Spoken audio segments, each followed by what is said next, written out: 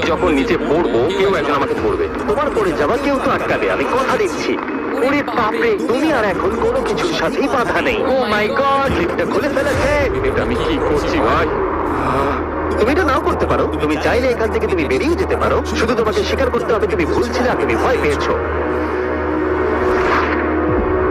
হয়ে গেল। ভগবান বাঁচিনি। আমার তোমাকে দেখে মনে হচ্ছে তুমি একটু হলেও ভয় পেয়েছো। হে ভগবান। 5 4 3 2 1। তোমার কিচ্ছু হবে না, আশা করছি। বেরো।